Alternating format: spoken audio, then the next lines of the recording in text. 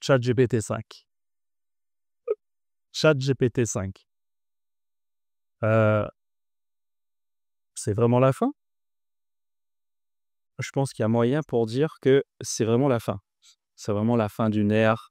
On est sur le point de décéder totalement, nous les développeurs. Mais ce que je disais dans un live il y a quelque temps déjà, il y a au moins 2 ans de ça limite, c'est que au moment où on va commencer à se poser des questions en tant que développeur, le monde entier va se poser des questions. À savoir, à quoi sert le travail si tout peut être fait par une intelligence artificielle, tu vois? Et là, ce qu'a sorti, pardon, ChatGPT, Sam Altman, le PDG du groupe, c'est quand même une dinguerie. Honnêtement, j'ai pu tester là vite fait, et comparer à la version 4, il y a quand même une différence quoi, qui est bien notable. Hem, alors est-ce qu'il faut avoir peur de ça? Tu sais, je mets toujours l'intro, un petit peu, où ça te choque, tu vois? Mais l'idée de l'intro, heu, prends-la dans le sens où je veux te piquer, tu vois? Je veux vraiment te piquer parce que, pour ma part, je pense pas encore que ça va remplacer le métier de dev. C'est comme je disais justement, si ça remplace le métier de dev, il y a plus de métier qui existe parce que le métier de dev est tellement complexe que j'ose le dire, ça sera potentiellement l'un des seuls métiers qui va résister, résister, résister, tu vois? Parce que forcément le code d'une IA, la code base d'une IA est développée et générée potentiellement par IA aussi également, mais ou en tout cas est créée par un développeur. Et chaque mise à jour, chaque fonctionnalité qu'ils ajoutent, a été développée par des développeurs. Donc forcément, ça sera limite le seul métier qui va résister, tu vois? En tout cas, les métiers intellectuels où tu bosses derrière ton ordinateur, tu as un écran, et physiquement, il ne se passe pas grand-chose, tu vois? Parce que concrètement, dans les métiers physiques, et c'est un peu le point, bizarre avec l'IA, dans les métiers physiques, on aura besoin de la main-d'œuvre bientôt. En tout cas, c'est mon avis. Parce que justement, ce qui est bizarre avec l'IA, c'est que on est arrivé, en tant qu'humain, à créer une sorte d'intelligence, de conscience presque, qui est, 100 fois supérieure à la nôtre. Par contre, peut-être conscience, peut-être pas, intelligence, oui. Une intelligence 100 fois supérieure à la nôtre, heu, qui avait pour but de nous faciliter la tâche dans notre travail justement, dans les travaux plus ou moins physiques. Tu vois, les robots à la base, ça a été créé pour ça. Et on est arrivé à créer un truc qui justement fait tout l'inverse.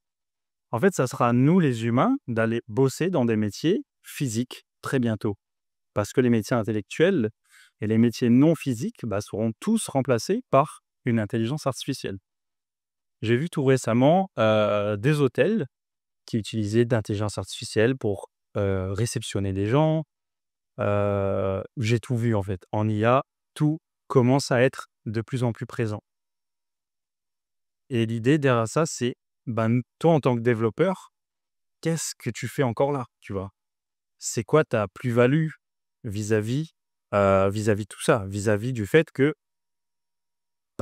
ce que tu fais peut être facilement faisable par une IA qui le fait presque automatiquement et presque gratuitement. Désolé, j'ai cru avoir un truc, qui cassait les couilles sur mon écran. Donc mon ami, heu, on va être clair, on va être très clair. D'ailleurs, je tourne cette vidéo vraiment à chaud, c'est comme je te disais, vraiment à chaud. Il y aura pas de montage, il y aura rien du tout. Ici, on est entre amis, heu, c'est comme si tu étais devant moi et on discutait, tu vois? Hem, il faut pas voir l'IA, j'ai toujours dit ça, il faut pas voir l'IA comme l'ennemi, il faut voir l'IA comme l'allié. Tu vois les métiers physiques? Je t'en parlais de ça juste avant. Les métiers physiques, ils ont besoin d'humains pour que ça existe encore, tu vois? Donc ce que toi tu peux faire, c'est vraiment de créer un écosystème grâce à l'IA, que ce soit dans le dev, que ce soit dans quoi que ce soit d'autre. Et cet écosystème-là va piocher dans la masse des humains qui peuvent, justement travailler à ta place. En fait, c'est créer des systèmes, des mécanismes L'entrepreneuriat, c'est ça. Tu crées un système qui te permet de vivre après de ça, parce que ça génère du fric. Bah, là, l'idée, c'est de faire la même chose. En tout cas, c'est ce que j'ai toujours dit aussi, si tu es développeur et que tu n'es pas entrepreneur, tu vas échouer. C'est simple, hein. Alors là, c'est encore plus le cas.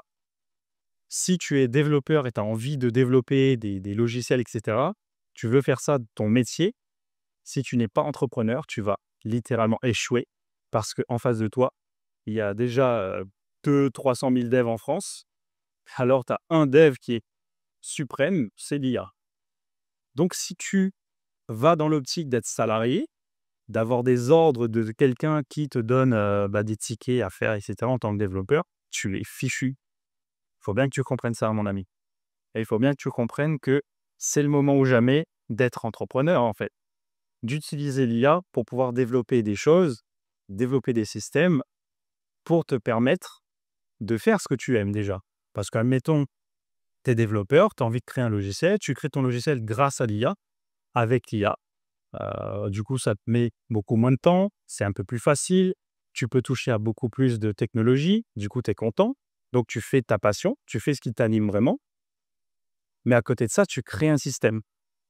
Et c'est ce système qui te permettra de faire. Ouais, du coup, excuse-moi, mon ami, c'est incomplet. Du coup, c'est ce système qui te permettra de faire ce que tu kiffes vraiment dans la vie et en plus de vivre de ça. Et potentiellement d'embaucher des gens un petit peu plus dans le réel. En gros, ce que je vois, c'est l'IA, ça va nous forcer à redevenir, ou plutôt à revenir dans le réel. Ça, c'est quelque chose que j'apprécie aussi. Et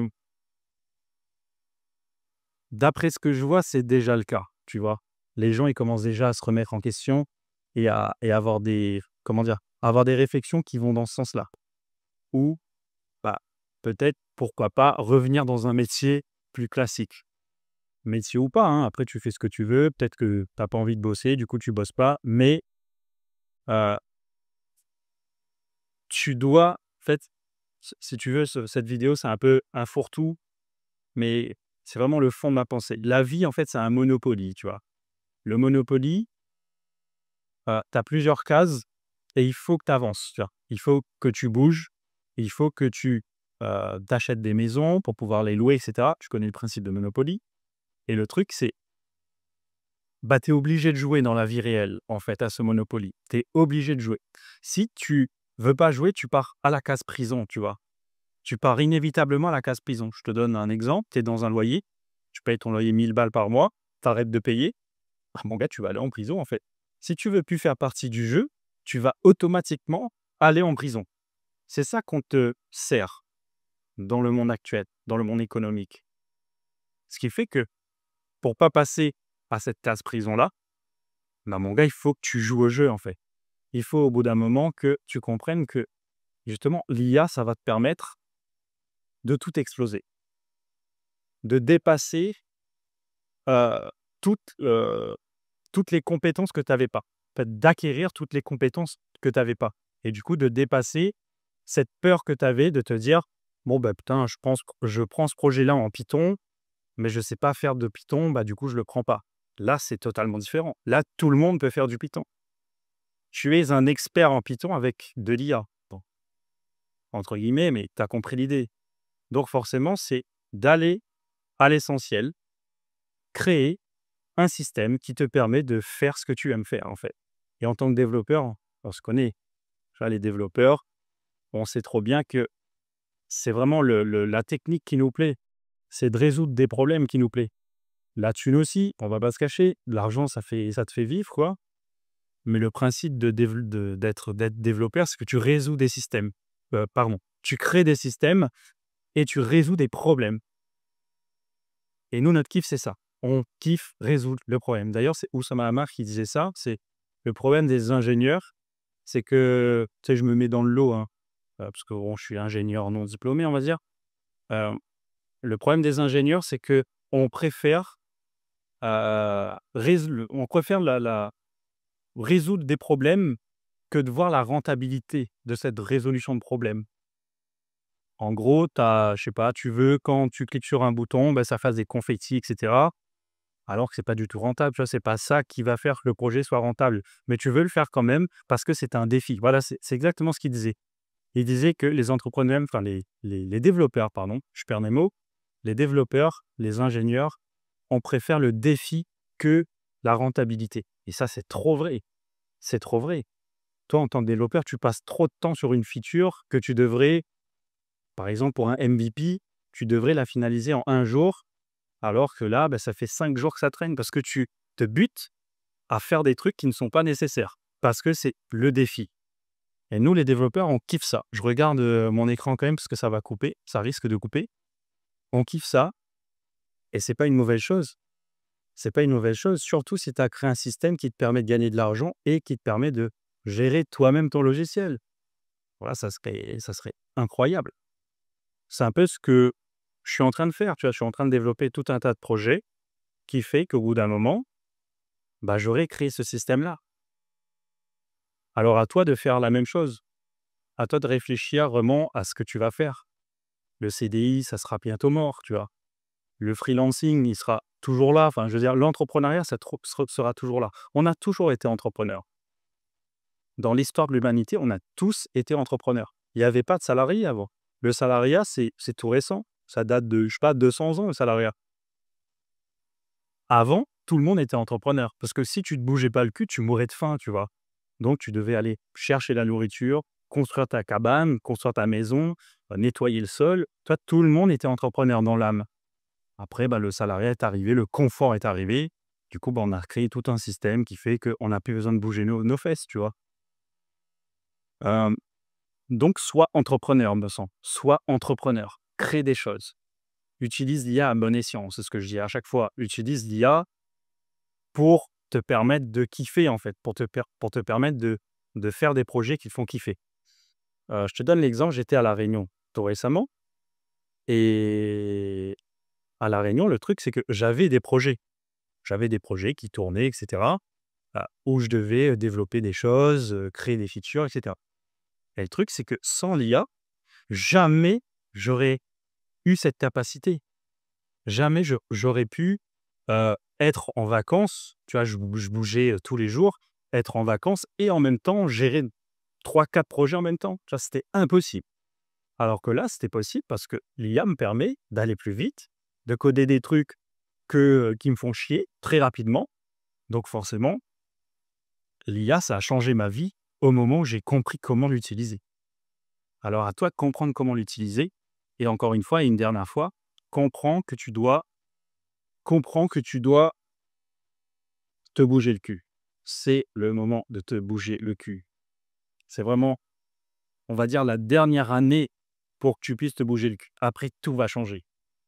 Après, le code, ça sera plus du code, quoi. Ça sera du prompti. Après, le business, ça sera plus du business. Le salariat, ça sera plus du salariat. L'IA va tout changer. Et avec GPT-5, je te laisse aller faire tes recherches. Avec GPT-5, ça te prouve bien ce que je suis en train de dire. Tout va changer. On est en août. Il reste à peu près 5 mois, 6 mois avant la fin de l'année. On va dire qu'il te reste quelques mois. Alors mon gars, bouge-toi. Vraiment, bouge-toi. Tu retrouveras un lien en dessous de cette vidéo qui te permettra de rentrer dans un canal Instagram que j'ai créé pour l'occasion, qui va parler un petit peu de développement et de business en général pour te permettre justement de créer ce système autour de toi dans le but que tu puisses développer, créer des choses à partir de tes compétences réelles en code et pas que avec de l'IA et rejoindre une petite communauté, etc. Je t'en dis pas plus.